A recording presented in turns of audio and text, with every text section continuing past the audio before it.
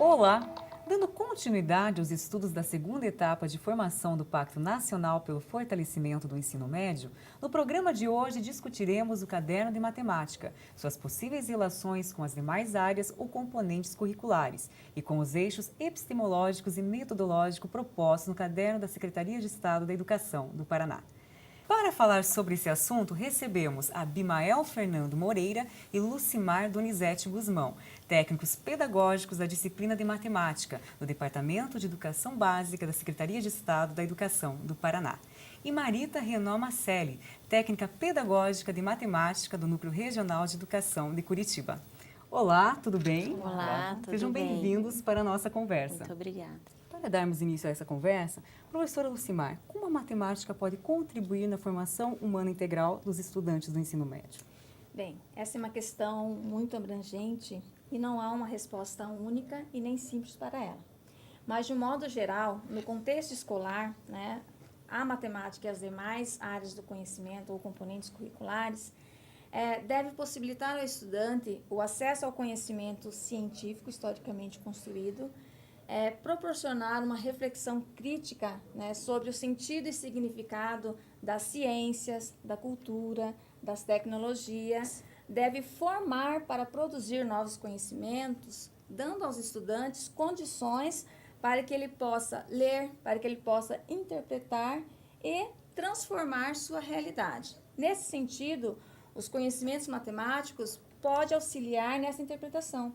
A matemática ela fornece ferramentas tanto para interpretar problemas tanto dentro da matemática como fora da matemática, Então, uma das principais possibilidades ou finalidades da matemática na educação básica, no ensino médio, é dar condições para que o aluno desenvolva capacidade para que ele possa formular e resolver problemas. Mais do que resolver problemas, ele tem que ter condições de formular criticamente um problema.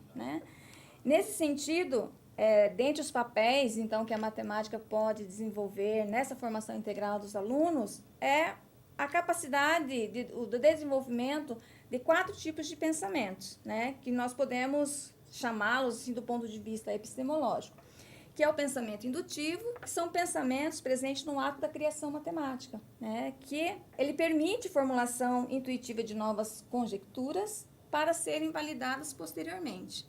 O outro tipo de pensamento é o raciocínio lógico-dedutivo, que é muito ligado à álgebra e à geometria.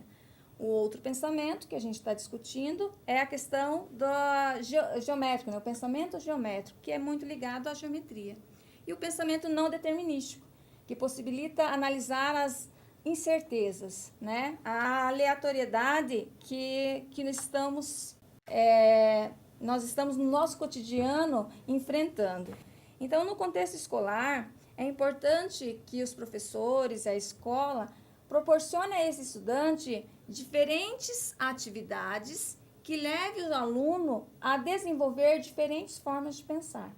E, consequentemente, problematizar sua realidade. Então, a todo momento, a escola precisa movimentar essas capacidades dos alunos por meio de atividades problematizadoras, que façam o aluno pensar, e possa formular questões e resolver problemas. Então, dentre o papel da matemática nesse processo, é propiciar para o aluno a capacidade instrumental de resolver problemas, na matemática e fora dela, e no seu cotidiano, nas outras áreas, mas principalmente possibilitar formas diferentes de pensar, aí envolvendo a criatividade, envolvendo no processo investigativo. Então, a matemática tem esse papel diante dessa formação integral dos alunos, dos estudantes do ensino médio. Aproveitando que a professora Lucimar acabou de falar, professora Marita, qual a importância e contribuições dos conhecimentos matemáticos abordados no ensino médio? Conforme a professora Lucimar mencionou, a matemática ela vem de uma construção histórica, E como disciplina, ela leva sempre algumas questões do porquê ensinar, ou porquê aprender, para que ensinar, como ensinar, aonde que vai ser utilizado esse conhecimento e tudo mais.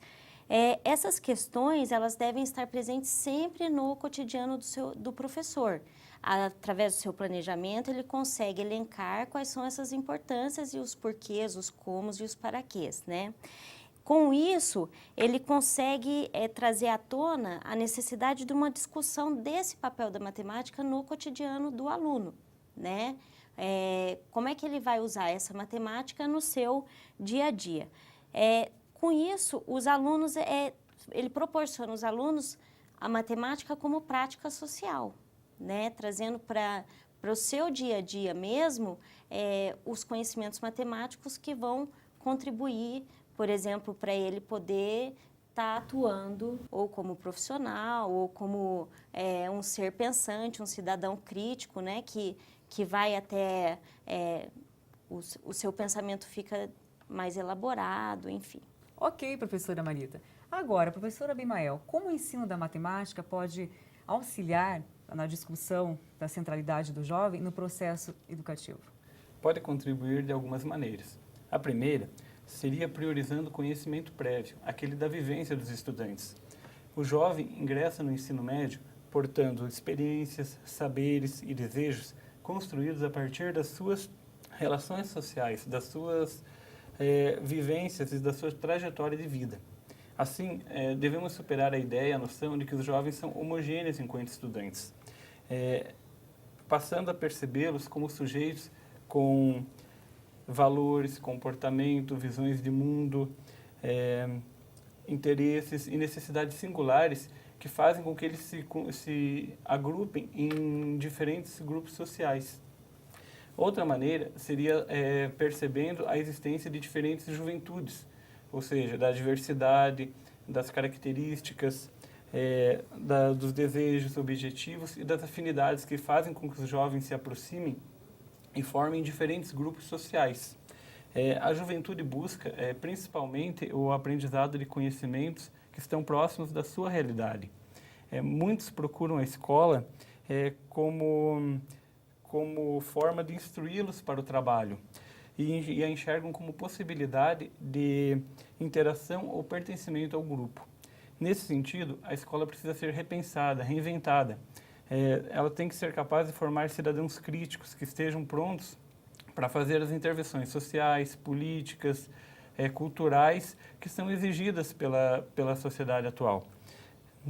Sendo capazes também de intervir e problematizar, questionar sobre a sua realidade e sobre os modos de produção. Aos jovens do ensino médio, aos adolescentes, aos adultos trabalhadores, deve-se priorizar aqueles conhecimentos que despertem, como eu já falei, o seu senso crítico. Nesse processo, a matemática tem um papel fundamental, pois ela tem a possibilidade de instigar esses jovens a terem seus objetivos perseguidos e alcançados. Uma formação matemática integral, ela pressupõe que os saberes dos jovens sejam valorizados e sejam valorizados nas suas formas de representação e expressão, fazendo com que nesse processo seja confrontado aquele conhecimento das suas vivências com o conhecimento científico. Por fim, ela pode contribuir enfocando o eixo metodológico, a iniciação à pesquisa, tecnologias, a mídia e comunicação. Nessa etapa é importante que o conhecimento dos jovens sejam valorizados, para estabelecer um diálogo entre os saberes dos jovens e a prática educativa, apresentando situações que possibilitem que os conhecimentos matemáticos sejam relacionados com diferentes práticas, como, por exemplo, as práticas esportivas, culturais, artísticas, comunicativas, entre outras.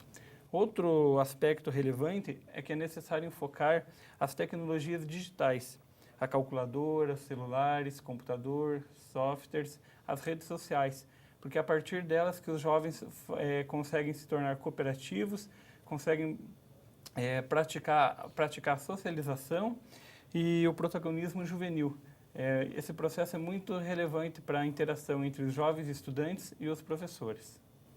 Ok, professora Abimael. Agora, aproveitando a sua fala, levando em consideração as dimensões do trabalho, ciência, cultura e tecnologia, como a matemática se articula com essas dimensões? ela articula-se a partir do momento que nós conseguimos estabelecer relações entre a história da matemática e o eixo integrador.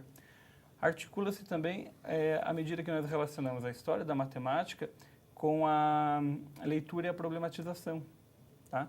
Essa articulação evidencia-se à medida que nós observamos a evolução da história da matemática e a relacionamos com os conceitos de trabalho, cultura, ciência e tecnologia. Esses conceitos eles são apresentados nas diretrizes curriculares nacionais para o ensino médio.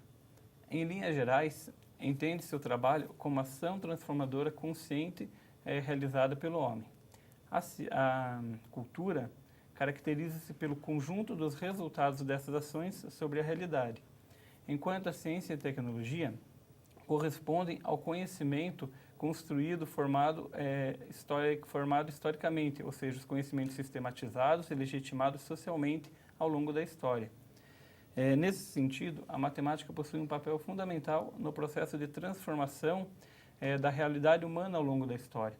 Muitos dos problemas vivenciados por diferentes sociedades em diferentes épocas foram resolvidos a partir da observação, interpretação, levantamento de hipóteses e aplicação de procedimentos fundamentados nos pensamentos e nos conceitos matemáticos. Muitos deles apresentam-se como resultado de um processo empreendido pela humanidade na busca da compreensão e transformação dos fenômenos naturais e sociais, sendo que muitos deles são explorados em salas de aula, principalmente nas aulas de matemática.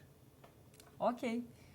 Agora, professora Marita, conta para nós quais são os possíveis conhecimentos matemáticos que dialogam com as demais áreas de conhecimento ou com seus componentes na elaboração de um currículo. Se a gente iniciar o nosso pensamento de que a função primordial do currículo é propor caminhos para um melhor aprendizado do estudante, né? O professor e toda a coletividade escolar, né? A comunidade escolar comum que trabalham com a formação desse aluno, eles devem pensar esse currículo coletivamente, né? Trabalhando dentro do projeto político-pedagógico, né? Essa construção, e tendo sempre nessa construção os pensamentos de que o pensamento de que a gente não pode levar, desconsiderar, na verdade, as características pessoais, né? A característica social, cultural, aonde essa escola está inserida, né? Então, se a gente pensar o currículo e o projeto político-pedagógico como uma construção coletiva, levando em consideração essas questões, a matemática, os conteúdos matemáticos, eles precisam ser articulados, né? E articulados com as outras áreas do conhecimento. Então, se a gente olhar dentro das diretrizes, que nós temos 5 conteúdos estruturantes, né? O conteúdo de números e álgebras, o conteúdo de geometria, tratamento de informação, e o conteúdo de funções, né? A gente consegue entender que esses conteúdos, eles, embora estão assim, de forma estanques num documento, na prática eles precisam estar sempre articulados. E essa articulação vai acabar acontecendo com as outras áreas do conhecimento também. Como a Abimael falou mesmo, né, da gente pegar, por exemplo, uma área de um esporte ou de um jogo, né? A gente tem conhecimentos matemáticos ali envolvidos, como o raciocínio lógico, que você acaba usando para poder adotar uma estratégia, né? Num jogo de educação física, por exemplo. Ou a gente pode também pensar, quando a gente vai falar das geometrias ou das grandezas e medidas, né? A gente pensar que essa prática ela pode estar envolvida com a área de conhecimento onde está a disciplina de geografia, a disciplina de química, de biologia, todas essas outras disciplinas acabam tendo, de alguma forma, a matemática envolvida como uma ferramenta ou na construção do pensamento para que elas sejam desenvolvidas ou na questão mesmo de ferramenta como prática. Aproveitando a fala da professora Marita, professora Lucimar, como é possível estabelecer diálogos entre a matemática com outras áreas do conhecimento e componentes curriculares no contexto escolar? Bem, como eu já disse, a matemática ela tem um potencial de desenvolver no aluno a capacidade de resolver problemas, né? Então, nesse sentido, ela possibilita diálogos dentro da própria matemática, que, como a Marita disse, os conteúdos, numa forma de organização, eles estão linearmente organizados. Mas na prática pedagógica, eles precisam eles precisam ser trabalhados de forma articulada. Então, isso permite esse diálogo dentro da própria matemática, né? E o diálogo com a matemática e as demais áreas do conhecimento, porque muitas áreas do conhecimento e componentes curriculares utilizam dos conhecimentos matemáticos para encaminhar, resolver, discutir seus problemas específicos, né? No contexto escolar, o diálogo, né, se estabelece a partir dessa questão de utilizar da matemática como ferramenta, mas a partir de dois princípios defendidos pelas descendentes, né, que ele coloca que esse diálogo deve estabelecer através do trabalho como princípio educativo e a pesquisa como princípio pedagógico. Então, a gente precisa entender um pouquinho o que são esses dois princípios no contexto escolar. Então, como que o trabalho se efetiva como princípio educativo? Então, ele tem a função de formar forma do ser humano, né? Podemos entender, então, o trabalho como a forma do ser humano intervir, produzir sua realidade e transformá-la. Outra forma se consubstancia em atividades criativas, prazerosas, com as quais os estudantes, de maneira colaborativa, né, em grupo, trabalhando em interação mesmo, eles se transformam, né, e transformam a sua realidade. Eles criam e eles recriam conhecimentos, ciência, tecnologia e cultura. Já o segundo princípio, que é a pesquisa como princípio pedagógico, não é a princípio do copia e cola, né? Ela é a pesquisa como uma formação integral desse estudante. Então, ela propicia o desenvolvimento de atitude científica, né? O aluno sai do senso comum, né, e trabalha na perspectiva de ter uma atitude científica, né? Contribui para que o estudante possa se envolver em um processo de investigação e nesse processo pressupõe o quê? O aluno formular questões. Nós não estamos falando apenas em resolver problemas, dar soluções, mas o aluno formular questões. E para isso exige dele as formas diferentes de pensar que nós já comentamos na primeira questão, né? Permite ainda que ele possa ler, ele possa interpretar, ele possa analisar, criticar, argumentar, buscar soluções. Enfim, ele pode, né, a pesquisa como princípio pedagógico, ele permite o aluno dar ferramentas, condições para que ele possa resolver novamente problemas, né? Ainda, a pesquisa, ela tem o objetivo de instigar o estudante no sentido da curiosidade. O aluno só vai sentir necessidade de resolver problemas se ele tiver a curiosidade e se ele for instigado para isso, né? Nesse sentido, o aluno se torna, então, protagonista na busca de informações, de conhecimentos, quer seja do senso comum, ele precisa do senso comum, daquilo que ele já tem, para que na escola, né, a partir de um trabalho mediado pelo professor, ele possa sistematizar esse conhecimento. Então, todo esse processo deve ser mediado pelo professor. O professor tem a função de transformar essas informações que o aluno traz, porque hoje a escola não é o único lugar de saber. Existem outras fontes que o aluno possui. Então, cabe ao professor transformar essas informações em conhecimento, né? E deve, então, estimular a pesquisa como um processo formador e não, né, esvaziando o sentido que a pesquisa tem, que às vezes o estudante leva para a escola. Então, vai muito além esse princípio como um processo de formação mesmo integral. Bom, nesse sentido, uma outra forma de diálogo é através da contextualização e da interdisciplinariedade. Não adianta você trabalhar os conteúdos ou tentar formar esse estudante com algo distante da sua realidade. Então, ele precisa partir desse contexto, problematizar essa realidade, né? Buscar soluções, criar estratégia, como eu já comentei anteriormente, e a partir dos conhecimentos matemáticos, voltar para essa realidade e transformá-las. Nesse sentido, a gente pode trazer as questões, né, da leitura e da problematização, que são os eixos epistemológicos que nós estamos defendendo como raiz do conhecimento, para alcançar o objetivo, que é o quê? A aprendizagem e a formação desse estudante. Então, a contextualização e a interdisciplinaridade, potencializada pelas tecnologias, né, que estão disponíveis a todo momento, que o aluno tem muito acesso, né, todo esse trabalho ele ganha mais significado para os alunos, além, né, de potencializar também o diálogo entre as áreas, entre os componentes curriculares. Então, adotando o trabalho como princípio educativo e a pesquisa como princípio pedagógicos que estão defendidos nas DCNEMs e no Caderno do Pacto, eles estão em consonância também com os nossos eixos metodológicos que o professor Abimael já falou, né? Que é a iniciação à pesquisa e as tecnologias.